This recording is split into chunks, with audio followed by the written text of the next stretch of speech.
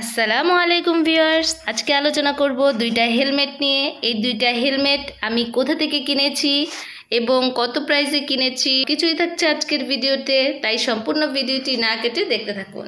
প্রথমেই বলি এই নর্মাল হেলমেটটার কথা। এই হেলমেটটা আমি কিনেছি নিউ মার্কেট থেকে। এই হেলমেটটা কিনেছি 250 টাকা দিয়ে। এটার মধ্যে স্টার লেখা। এটা একটা নর্মাল হেলমেট।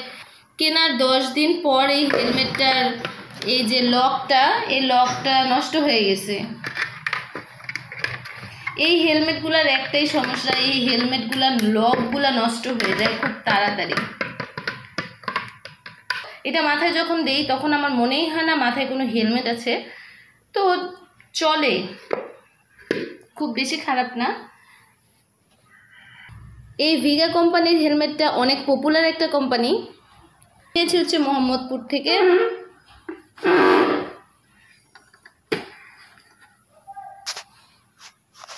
এটার ওয়েট আছে হচ্ছে 850 গ্রাম। আমি এরকম একটা হেলমেট চেয়েছিলাম যেটা 1 কেজির একটু কম হবে। বেশিরভাগ হেলমেটই আমার পছন্দ হচ্ছিল, কিন্তু সেগুলো সবগুলো ওয়েট অনেক বেশি ছিল, কিন্তু এই হেলমেটটার ওয়েটটা একটু কম। আমার একটু কম ওয়েটের হেলমেট মাথায় দিলে একটু ভালো লাগে, এজন্য আমি কম ওয়েটের হেলমেট খুঁজতেছিলাম। তো এটা মোটামুটি কম ওয়েট ছিল, দেখতেও অনেক সুন্দর লেগেছিল আমার কাছে, তার জন্য কিনে ফেলেছি। এটার গায়ে লেখা ছিল 1900 টাকা, আমি নিয়েছি 1750 টাকা দিয়ে।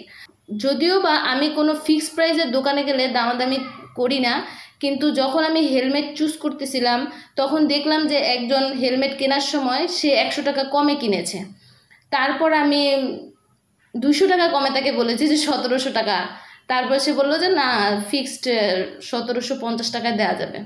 আশেপাশে অনেকগুলো দোকান দেখেছি, সেগুলোর মধ্যেও যেগুলোর ওয়েট 900 বা 1 কেজির মতন, ওগুলো সবগুলোই এরকম 2000 টাকার কাছাকাছি আর কি হেলমেটগুলা।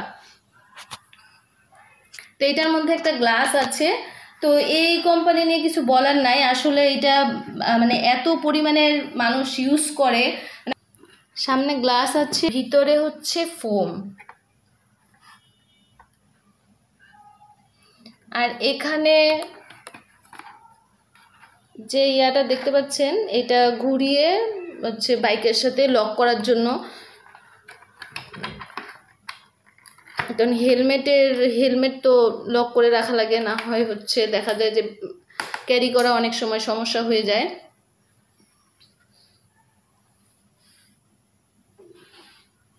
তো এই ছিল আজকের ভিডিও। সম্পূর্ণ ভিডিওটি দেখার জন্য আপনাদের ধন্যবাদ। ভালো থাকবেন, সুস্থ থাকবেন। আল্লাহ হাফেজ।